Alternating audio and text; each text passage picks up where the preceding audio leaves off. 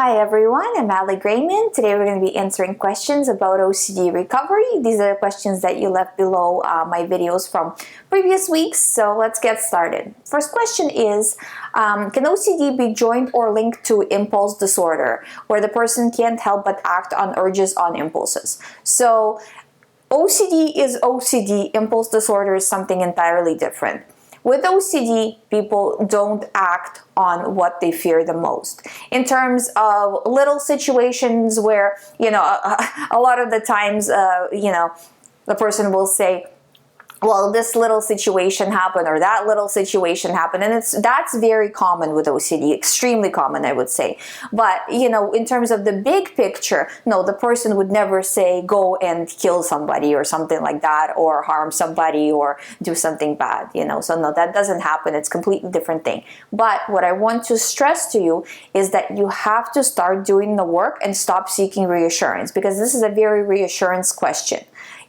Stop analyzing it, stop looking up impulse disorder, because I'm sure that's what you're doing, because that's what's going to lead you to have more OCD.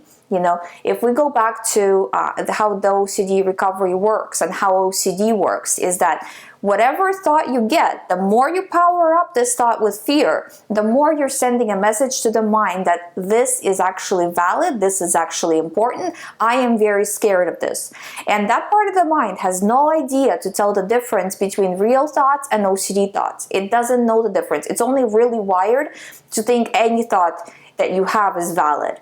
So it's looking to you to tell the difference. And if you're saying, yes, this thought is valid, it's going to keep giving you more of this thought. And not only the thought itself, but also fear and guilt and all of this other emotions that are attached to this thought as well.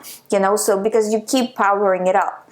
In the mind, there's actually a physical connection between fear and these thoughts, like whatever your theme is, there's a physical connection. And every time you react with more fear, you're strengthening that physical connection, making it more important. You have to choose to refuse.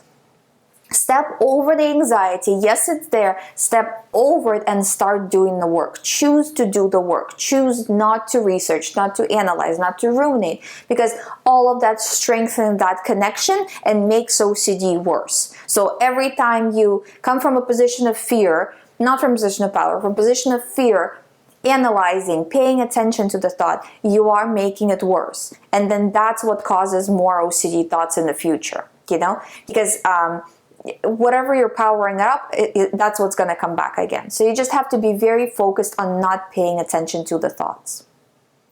Next question is, I noticed this past week that when I was going through my anxiety, stressful situation that when I was going through an extremely stressful situation, that my OCD thoughts were hardly evident as I was focusing my energy on my situation. As the stressful situation is getting a little better, they seem to be a little more frequent. For some people, it may be the opposite, I'm not sure, but I guess it proves that when your energy is focused on something else, OCD lessens. Do you find that to be true? Yes, I do find that to be true, because again, you're draining the power out. You know what I mean? You're taking the energy away. So you're saying to your mind, okay, OCD is not as important. This real situation is important. So your mind says, okay, I'll throw you this situation more. Whatever you power up is what your mind gives you. But the second element to it is that both of these situations were stressful. So OCD is stressful and the real situation is stressful. And a lot of the times what I see is, because, I talk to clients obviously all day, every day, for almost every day for years right now. So I see this pattern all the time where if a person goes through a stressful situation, after they get out of it, a lot of the times OCD gets worse because the mind now is kind of on alert because you were dealing with something, right? So it tries to, now that the real situation got resolved, it tries to find that same amount of anxiety by bringing OCD up. So it's just, you just have to watch it and refuse the reaction. Really be focused on your reaction. If you're ever unsure if you're doing the right thing or the wrong thing in OCD recovery, always ask yourself if you're coming from a position of power or from a position of fear in any situation. Because a lot of the times, like, I get these questions like, I'm doing doing this and this. Is this correct? If you're doing it from a position of fear, no, it's not correct. If you're doing it from a position of power, you feel like, even though you might not fully feel like you're in control, but you're choosing to be in control, then that's good.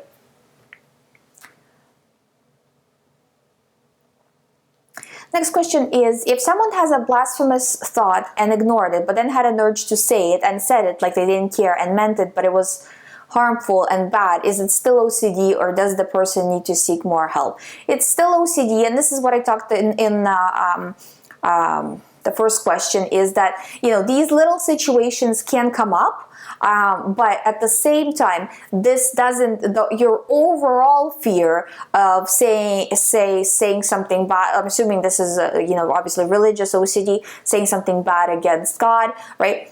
In the big scheme of things, it's not that. This happened because of OCD, even though it was an urge and all of this kind of stuff. This happened because of OCD, and this is really not that big of a deal whether you said something or didn't say something, right? So you just have to move past it. And it was actually a good exposure, but the problem with the whole thing with exposures is exposure, it doesn't mean you're necessarily doing the right thing.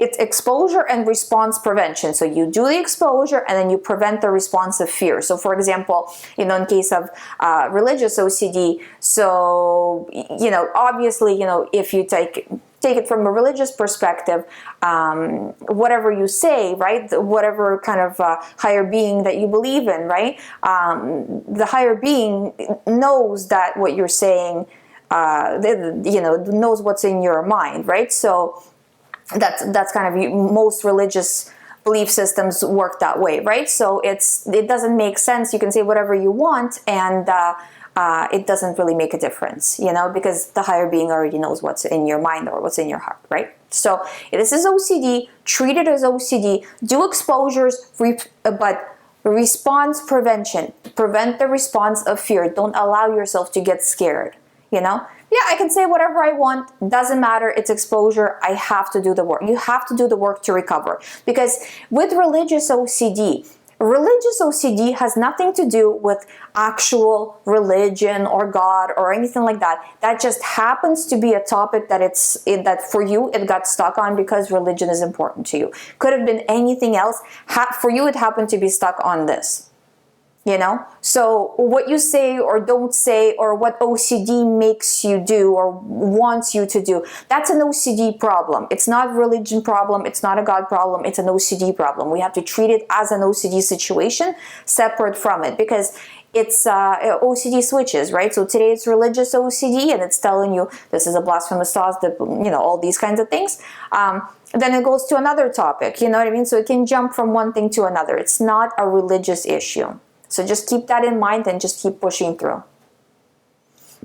Next question is, how do you recover from OCD when your OCD is focused on the recovery itself? This theme has been the most difficult to overcome, and I actually see that very common all the time. My fear with recovery is that I haven't habituated enough. The exposure portion of ERP really confuses me, like making a picture crooked, putting your hand in the toilet, making a grammatical error on paper. So this person is saying like doing things like this on purpose as an exposure. Where my problem comes in is that I feel that I failed if I haven't completely habituated to these things. And you know what you are saying is, so the person is saying like, if I haven't, say, put my hand in the toilet, then I haven't habituated enough to dirt, like that kind of thing.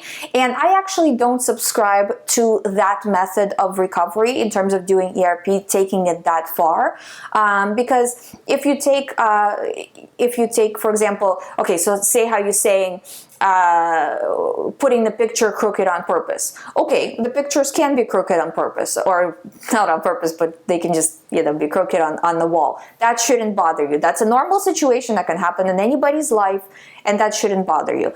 Sticking your hand in the toilet randomly probably will not happen to you unless there's some, you know, very kind of unique circumstance for that, like you dropped something in it or whatever, I don't know, but most of the time that wouldn't happen, right? So I don't like to do things over the top to habituate that way. I like to keep it within the real parameters. So maybe, so same case of a dirt, like on a cleaning OCD situation, I wouldn't make somebody or ask somebody to stick their hand in the toilet, but doing normal things that they cannot do because OCD is telling them not to do, that's what you need to work on. So you don't need to take it to, the ultimate extreme, just take a person out of your immediate surrounding, right? What would they do? Okay, how would they handle specific situations that you're having a hard time with? And then just mimic what it is that they're doing, how they're doing it, and then when the fear thoughts come in,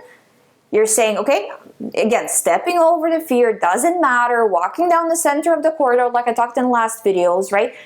Stuff is over here, you're walking down the center of the corridor towards the recovery. It doesn't matter what OCD is telling you, making you do, whatever, wants for you to do. None of it matters.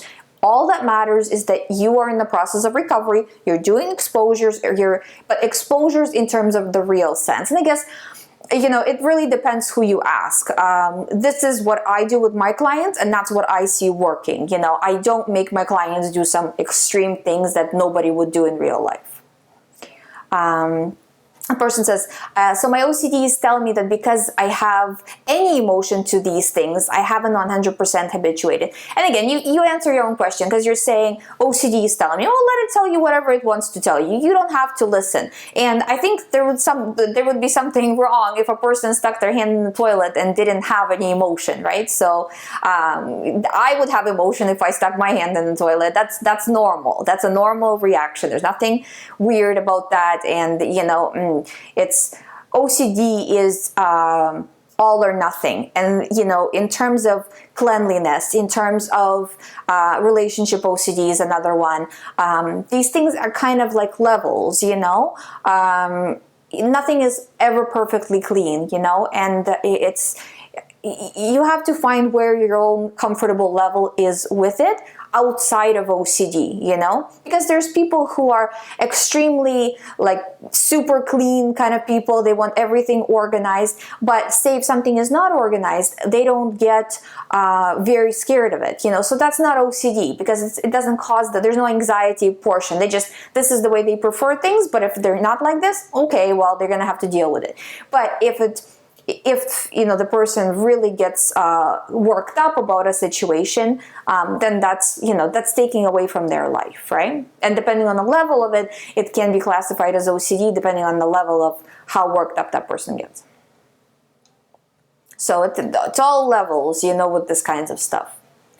I have different OCD themes, and I was just wondering if it's possible to recover from them all at the same time. Also, are some OCD themes harder to get over than others? At the same time, I think you need to plug away at all of them at the same time. So say if you have a theme that is much scarier to you, you don't have to work on that theme right away. So you can start with something that's a little bit like lower on the list, just to get used to doing the work and how OCD operates and but at the same time, what I don't want you to do is work on one theme while increasing compulsions in another. Do you know what I mean? So you kind of have to make sure that the rest of them are not growing, the rest of the themes are not growing, and at least do something, like just peck away at it a little bit, at least something from all the other themes, but you can focus on one, then the other, then the other. You don't have to do it at the same time. I find that generally people with OCD, and I see that every time, pretty much I would say every time, that people with OCD are generally very, very sensitive people, and you don't want to put too much at the same time, mentally speaking, on a sensitive person, but at the same time, you need to push to recover. So recovery is work, it's not pleasant, and it is stressful, so we have to kind of take it into the account. You're gonna have some days where it's gonna be easier, you can progress faster, and some days where you're gonna be like, no, I'm sorry, not today. And that's okay, but on the days that you can go forward, you have to push.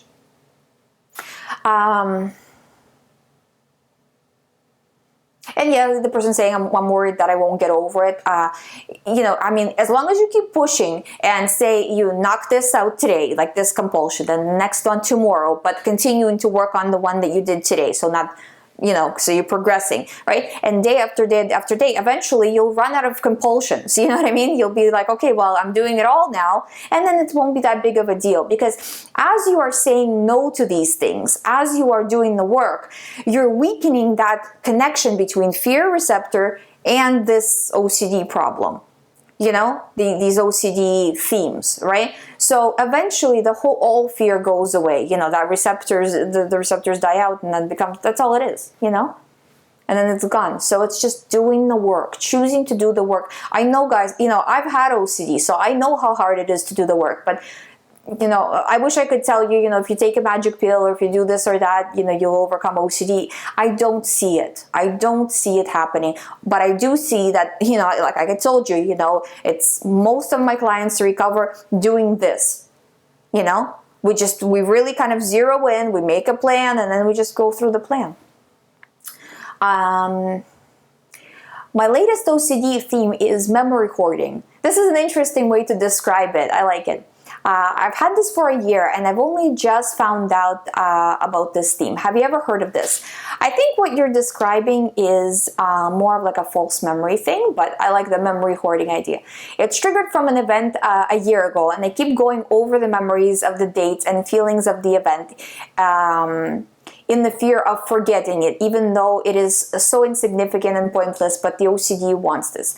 The memories keep getting distorted, but when I solve a part of the memory, then I OCD over the solution, and then I try to remember. So, okay, and then the person says, my ritual is writing everything down in a notebook, which has become an absolute mess. Okay, you have to stop doing these things. You don't have to stop them all at once, but at least start cutting them down. So if you feel like you can't stop yourself from writing all of this all at once, so say, okay, I'm gonna only write things down once a day, or then cut it down to once every 2 days. It's hard for me to kind of give you a breakdown of how to do this, because I don't know kind of the in-depth of the situation, and just keeping going with it. So your mind says, well, let's try to remember, and for a second you get caught up in it. As soon as you figure out that you're getting caught up in it, you know, no more, I'm not doing this, and then you're choosing to get away from it, right? So you're choosing to not pay attention to it anymore. So even if you get caught up for a few seconds, you know, it's just pushing through. You know, and this theme is actually pretty common. Yeah, I guess it's not really false memory, but it's still, yeah, I like the memory hoarding title to it. I do. Yeah, I think that's fairly accurate. Next question is, anyway, OCD, the question is, thank you for the show, you're the best. Anyway, my OCD wants me to divorce my wife for OCD reasons. If I divorce her, would OCD stop? I'm not sure I would develop, I'm sure I would develop a long sad period after the divorce. Can OCD attach to that somehow? And okay, this is very important. OCD will grab on to whatever is in your life. If you have relationship OCD, or really it doesn't matter, any kind of OCD. Let's take relationship OCD as an example. You have relationship OCD about a specific person, whatever that OCD is, right?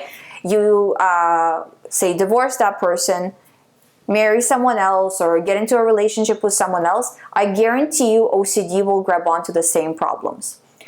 Just with a new person, so it's just going to start, or a similar thing, you know, or if it can't do the similar thing, you'll do something else, but within the same realm. If you say divorce and remain single, it will find another topic to attach to. So your level of anxiety will not change until you do the work. Getting a divorce is the stupidest thing you can possibly do for OCD. You know, because then it will want you to do other things and other things and other things, and it's gonna start to rule your whole life. So you gotta get working. You know, you gotta work on the recovery. The more you work on the recovery, the more these thoughts will seem silly, and you can actually move on with your life. You know, but you can't do things, especially major things, because of OCD. Because you know, I'm telling you, you're gonna regret it. You know, because after you get out of it, you know, you get out of OCD, you know, you're going to see what the reality of what you have done in real life, right? And it will be too late. So I would advise you not to do that and to do the work and recover instead. That's all the shows I have for this week. If you would like me to answer your questions, please leave it below this video. If you would like to start the recovery program with me, please go to youhaveocd.com. There's a sign up, there's a booking information, so you can set it up from there. Thank you so much for watching. I'll see you in the next video.